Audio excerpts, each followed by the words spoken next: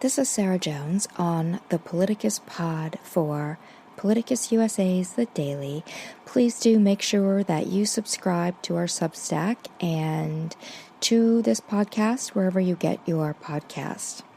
Today I want to talk about something that the media is kind of ignoring. I mean, relative to how they talk about other economic concerns.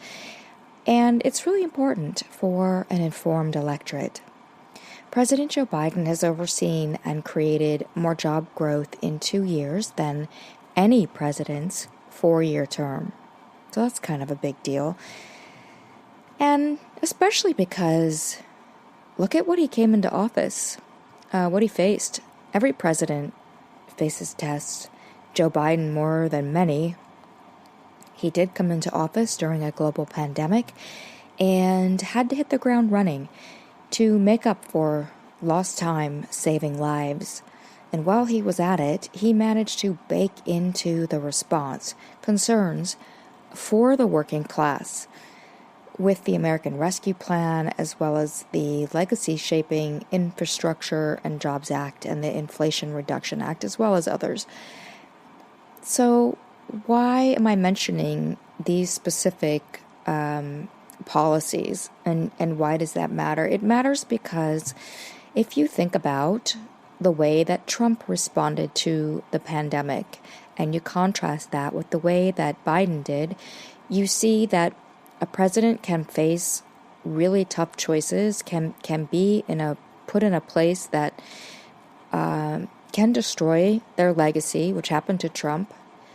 And you might say, what legacy for Trump? But let's just say that the legacy that he wanted to have is not the one that he has. He's now, statistically presided over historic job losses. That's not how he wanted to leave office. After all, he did run on saving people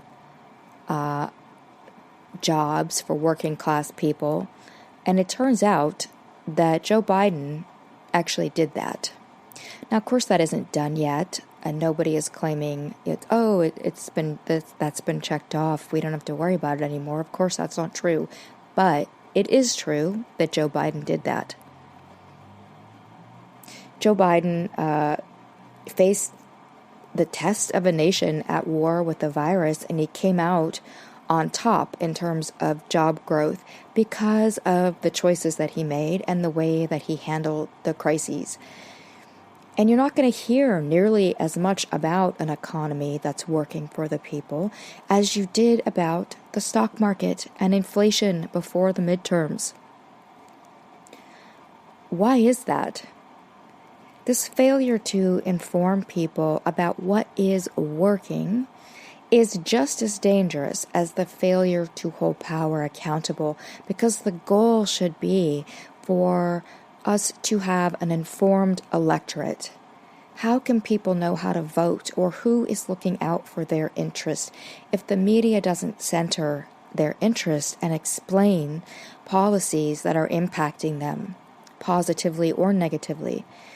The media is supposed to be a guardian for the people. A guardian is a defender, protector, a keeper. A defender of the people should most certainly care when job numbers make history in a positive way. The latest job numbers that came out on Friday, and they were more affirmation that President Biden is overseeing really incredible job growth. Outgoing Chief of Staff Ron Klain proudly shared more jobs created in 2 years than in any president's 4-year term. And sure, that's the kind of thing that all administrations push, but is it real? And it turns out that this time it is real. The unemployment rate is at its lowest level since 1969. It's kind of hard to argue with that. Total non-farm payroll employment rose 517,000 in January, and the unemployment rate changed little at 3.4%. Even the New York Times was a little, relatively speaking, breathless for them when it comes to a Democratic president. They wrote, after several months of cooling, the economy added far more jobs than economists anticipated. The unemployment rate fell to its lowest level since 1969. And they even managed to squeeze out the begrudging admission that January's job growth is a boost for Biden. A boost, did you hear that? New York Times. A boost for Biden. What is next? Will this good news cover the front pages and be preached from on high TV screens across the country? Well, you know better than that. So, yeah, no, that's not going to happen. And I want to examine everything. I want to be really fair about it. And so it's important to acknowledge that multiple intersecting factors are responsible for job numbers, and some of the job growth under President Biden can be attributed to pandemic recovery jobs. Creating good-paying jobs for people, including those without a college degree, has always been a priority of Joe Biden's throughout his career and certainly as president, so that's important as well. And that priority was baked into his administration's policy pushes. In his April 2021 address to a joint session of Congress, Biden stumped for his American Jobs Act, explaining that the jobs would pay well and can't be outsourced, before adding that nearly 90% of them wouldn't require a college degree. The American Jobs Plan is a blue-collar blueprint to build America, he said.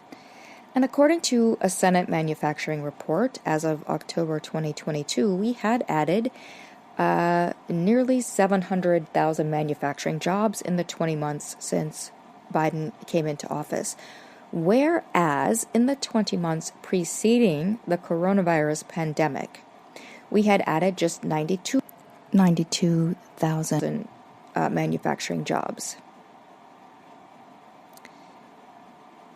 Why does this matter if you are not in manufacturing? You might be asking yourself. Well, another way to look at building back the blue-collar workforce is as an important protection for democracy itself. It's easy to draw people into conspiracies and propaganda when they're scared about the future.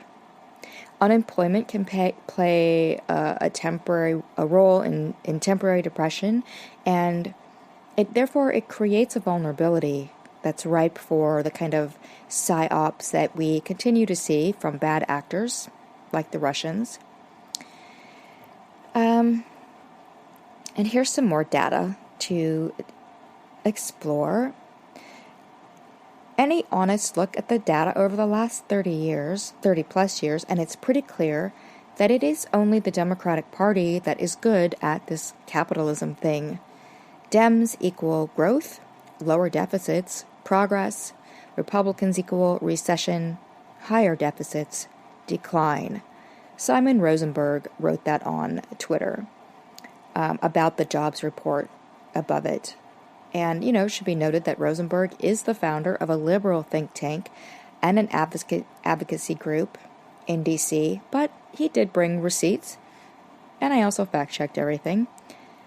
Job growth is historically better under Democrats, he notes. 33.8 million jobs in 16 years under Clinton, Obama 12.1 million jobs, 2 years Biden 1.9 million jobs, equals 16 years. Bush, Trump, 6 times more jobs created in 2 years under Biden than under the last 3 Republican presidents combined. So that's pretty stunning. That gets confusing, so I'm going to read it back because of the way that he kind of broke this down. And on the Substack, I do have later in all of the the links to back these numbers up, and some charts as well from the Washington Post that back this up. So it's 33.8 million jobs in 16 years for Clinton-Obama, 12.1 million jobs in 2 years for Biden, and 1.9 million jobs in 16 years, Bush, and Trump. So that's the way he broke all of that down.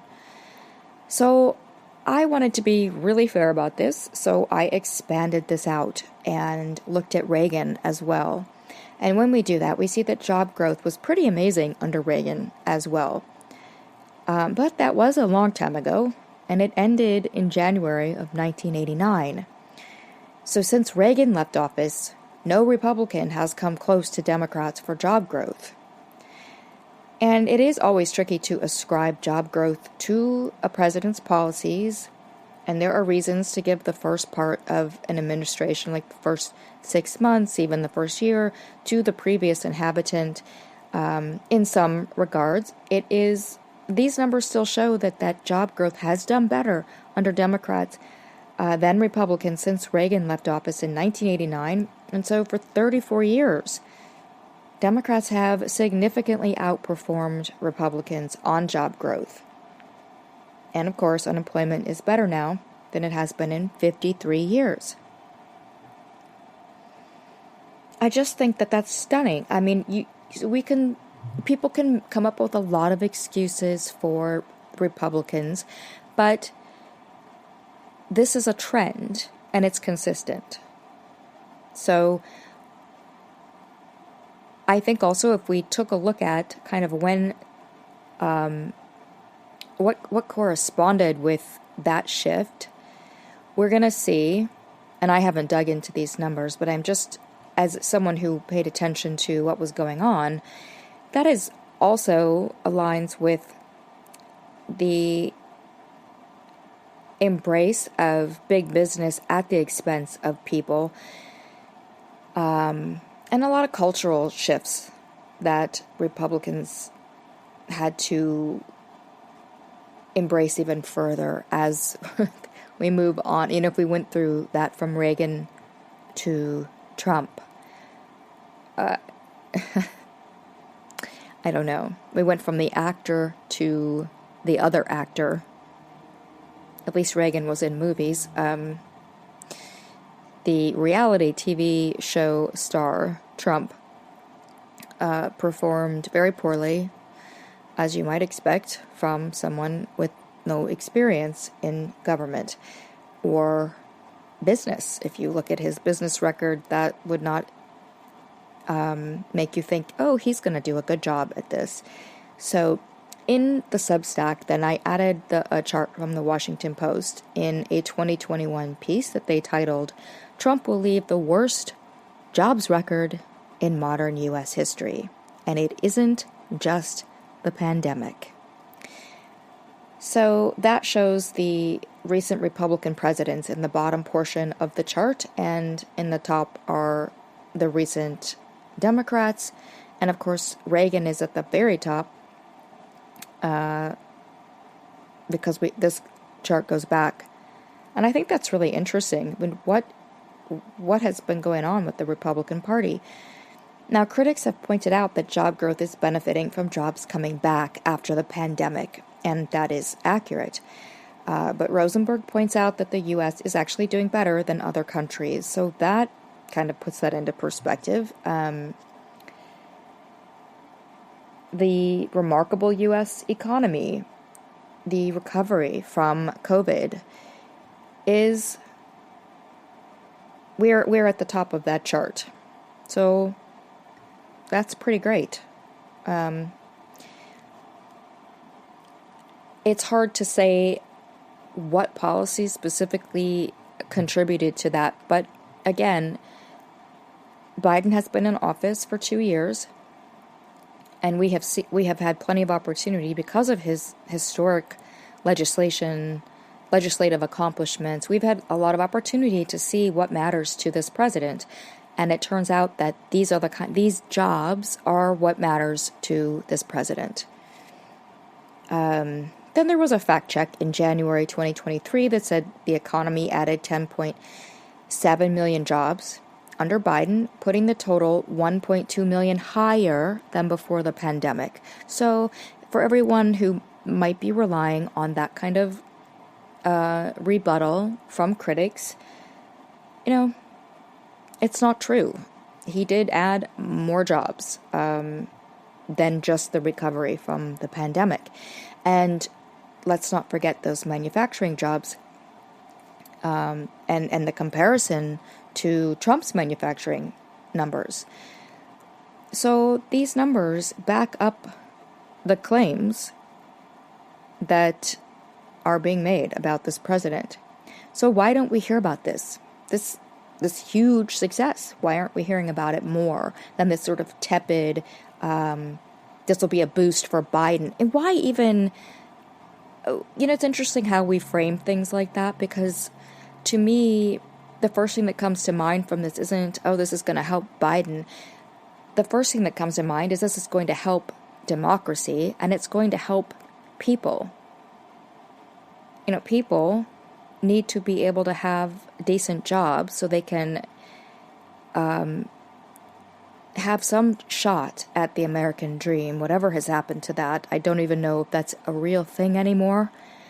I certainly wouldn't stake on it, but we used to aspire to. People would be able to have their own home. They would be able to pay for a vehicle, put their kids through school without all the concern that we see from people now. And I don't want to paint this. I'm not forgetting about inflation, and I'm not forgetting about the cost of groceries right now. All of that is happening, and it is putting a real squeeze on people. So that's also really important. I was just digging in here to the job numbers, but I don't want to say this whole economy, everything is so glowing. It isn't. That's not true.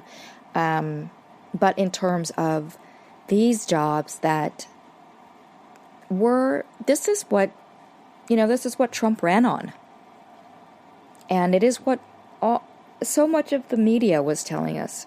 I don't know if you remember this, but they were just fawning over Trump because he appealed to people who were in these areas, let's say like the Rust Belt, for example, where I am currently, for example, a place where the steel industry used to be a big deal. When those jobs go away, there's a vacuum left, and people have no way of maintaining a lifestyle that they should be able to. I mean, it's not right in this country that people who want to work weren't able to find good jobs. So that's part of what Joe Biden has prioritized. And one aspect of the way financial news is framed in this country is that it's presented from the point of view of, Biden's political prospects, for example, but also wealthy investors, big business, the stock market, and earnings. And this explanation from the Times is a little bit of what I mean. Quote, by raising interest rates on Wednesday, Fed officials did so for the 8th time in a year. Policymakers hope to force businesses to pull back on their spending, including hiring. What? Why would we want people to hire less Americans for work? Why do we want to hire less people for work? Why is that just taken as for granted that is the solution to spending problems? Is it really wages that is causing all the spending problems in this country? Come on. That is so, I'm just tired of seeing it. I'm tired of seeing this focus on wealthy people, on big business, instead of on the people like it should be. If businesses want to pull back on their spending, why don't we focus on pushing them not to do stock buybacks instead of suggesting that hiring workers is the issue? Of course, paying workers is spending, but that entire frame is warped by this late-stage capitalism. Let's just look at big oil as we're on, and the reason I'm bringing up, I just want to contrast how big oil gets treated versus how the American workers are treated. We got to cut spending. First to go is going to be the American worker. Well, that doesn't create an economy that works for everyone. It just doesn't. And we are seeing the results of that kind of, decades of pushing for big business has created this historic inequality, economic disparities. And Joe Biden's been at this for 2 years. He can't have, his policies are really good. These job numbers are really good, but it's going to take a long time for that to ripple down and to impact a lot of people, and in terms of our democracy. So, okay, big oil, they had another record year of profits. Exxon reported $56 billion net profit in 2022. The industry as a whole set a record with $1 trillion in profits. I don't hear anyone asking them to cut back on their stock buybacks. Well, actually, I do hear some people. Some Democrats have asked them to do that. But the media's not telling them, hey, you got to cut back on your spending. They're not saying that to big oil. First, big oil is a big advertiser. Chevron, ConocoPhillips, Exxon, and Shell all reported record profits in 2022. Global oil companies have rebounded since the pandemic to post their highest ever profits since people started using petroleum. Can you, it's absolutely so wrong that we cater to they don't need any help. Big oil does not need our help. They don't need to be let off the hook about their spending on themselves. They don't. So, Chuck Schumer kind of spoke for me the other day in floor remarks on Thursday. The majority leader, he said, "What did oil companies do with the tsunami of cash? They could have prioritized paying their workers better. They did not. They could have made transformative investments in new clean tech and helped push for the frontier in clean energy, which we all know is coming, but they did not. Or maybe best of all, they could have lowered gas prices, but they did not. You know what the oil companies did? This is just as galling. They rewarded shareholders by implementing stock buybacks at near record levels. Well, I have news for everyone in the media. Stock buybacks, that's spending. So it's just a decision about where you're putting your money. That is spending. Just like Trump's tax cuts were, the effect of them is spending because there's less money. However they want to look at things, when we only prioritize what works for big business, what works for big corporations, what works for the most elite, the most wealthy in this country, and we leave everybody else to pick up all of their trash and be subjected to their whims, that's not democracy. So the important takeaway is, you can tell I just find this so fundamentally the opposite of what should be happening. And I will say, just to, if we didn't have Citizens United, if we had better campaign finance laws, this would be harder for them to pull off. It would be a lot harder. It's all that big money running the government, lobbying the government, and they have power over everyone. It isn't just Republicans. They have power over everyone. Some Democrats manage to stand up to them. Some Democrats don't engage in that stuff, but it's not nearly as many as it should be. So basically, what we have in the United States, we have normalized corporate greed. While we continue to suggest that workers getting a raise or even a job is hampering the economy. And somehow our culture has so bought into this corporate line to being simps for big business that media seems to present news from this point of view of big money instead of from the point of view of the people. And that's what we're trying to do here at Politicus USA's The Daily. With your help, we see our mission as being a voice for the people, not beholden to power in DC, or think tanks, or advertisers, or a board. None of those entities need any help being heard. It is the people who are not being heard, and the media is a big player in that formula that's working so well for the wealthy. The media are catering to the wealthy. That's the perspective that is brought way too often.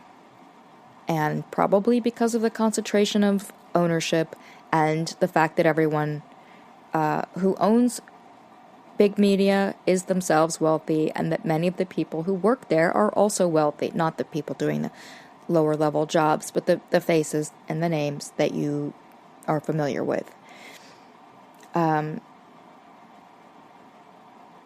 The issue here isn't that the populace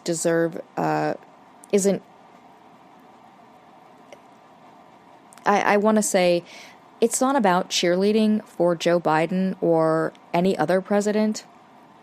It's that if we don't have an educated electorate about matters that impact them, they don't know how to vote. So people deserve to know which policies are working for them, who's standing up for them, who isn't. And, it shouldn't be this thing that people have to... I was listening to a podcast the other day, and a caller came on and said, it was a LBC, which is in Britain, and the caller came on and said, I voted for Brexit because I didn't understand what was going on, and all of the free media that isn't behind a paywall was like the Daily Mail. And she said the Daily Mail, they were pushing Brexit. And she said she likes to read The Guardian, but it was a little hard to understand. And I think, that's so honest. It was so brave and so honest of her to say that, because I do this stuff all day long, and I don't understand every what's going on with every single piece of policy. I don't know how an economic proposal is going to break down. It takes hours of research to even begin to get a grasp on things that you're not an expert on. So I just thought that was so honest of her, but it also highlighted for me what I've been telling you all in these podcasts, that why we're doing this, because I don't want people to find a paywall every time they go to something that isn't about corporate interests. And that is what's happening, especially here in the U.S., about U.S. policies. It's just most conservative, and by that I mean conspiracy, or I'm not talking about decent conservative news, which there is some of, but the worst of it, it's all free. It's funded by billionaires. They want you to get the message from them. So they pay to have that open for everyone so that they can push their propaganda, like this woman got pushed Brexit. And that's how we end up with people not knowing. So they're going to go vote and not know, hey, under President Biden, these jobs that matter to people in the Rust Belt, remember how we heard about those people? They were so precious during Trump. Now, nothing. We're hearing nothing about them. People don't know why has why are these jobs here? And it's not because President Biden and the Democrats aren't doing enough to promote it, which is a criticism that I have said myself in the past about previous situations, not about this one, because I get all the White House briefings every day. I get all the press from the press White House, the White House press office, and they're always telling us that they're going here and going there to talk about what any number of their and frankly, legislative achievements has done for that area, and we don't hear about it. Nobody's going to diners to ask people now, well, how did you like that manufacturing job you got because of President Biden? They're not doing it because, it's not happening. So when I ask you guys if you can support us, this is why we need your support. It is a really tough time. We're watching digital media just fold.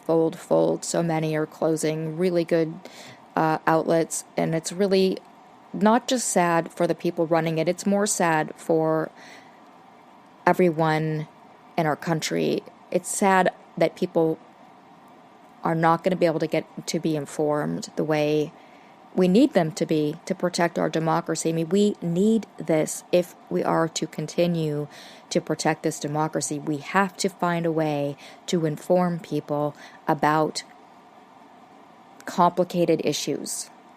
And if we don't do it, we're going to be, we're just ripe pickings here. So the Joe Biden economy, I do want to make this part simple because it's true. We've established it now. It's working for the people it was intended to help. It is working for the people it was intended to help, and that is a big deal. Those people whose jobs were being outsourced, people who used to have decent paying jobs without a college degree, that's what they mean when they say an economy built around Main Street instead of Wall Street. That's a tired line that Democrats, bring out constantly, but it's still true. And it should be the goal for all elected politicians. Everyone that you pay their salary to represent you should be caring about people. And of course, if we don't have good jobs for people who don't have a college degree, everything starts to fall apart. So it isn't just helping those people and our democracy, but everything is built on, let's say, because I've brought Reagan up, and all these Republicans, Bush, if there's any trickling going on, it's trickle up. It's trickle up. It doesn't trickle down. We know that. It trickles up. And we have to build solid foundations so that every level of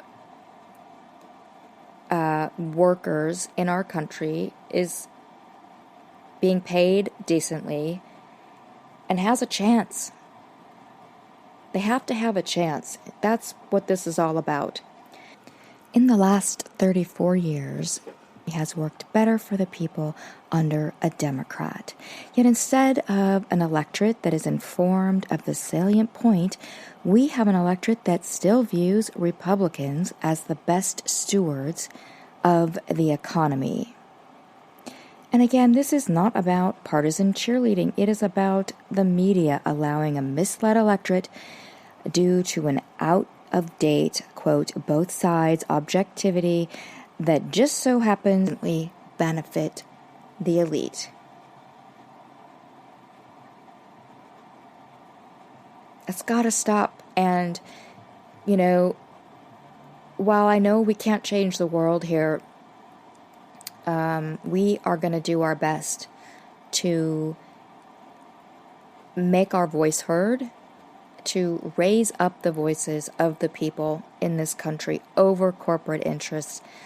And every time that you share this with someone who you think it might be interested in it, or you share it on social media or you subscribe, you are helping us with this mission. We are using our Substack subscriptions to keep Politicus USA without a paywall, to keep it open, to make information accessible to everyone.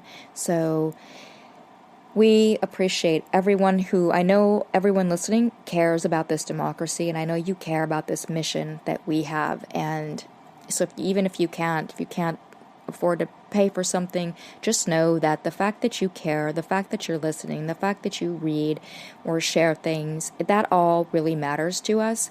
We are only doing this because of the readers that we have had over the last 13 years. 14 years. And you guys will never know how much your feedback matters to us, but that's what keeps us going. We have been working 14 years with only a few Christmases off, and other than that, working every single day. And that is not the kind of schedule you keep if you don't love your job. We do love what we do because we care about the people in this country, and we care about our democracy, and care about people all over the globe, and I care about the climate, of course. All of that goes into it. So I'm very passionate about what we do, and I feel really lucky to have such great readers. And so this is Sarah Jones on the Politicus Pod for Politicus USA's The Daily. Thank you so much for listening, and I look forward to talking with you soon.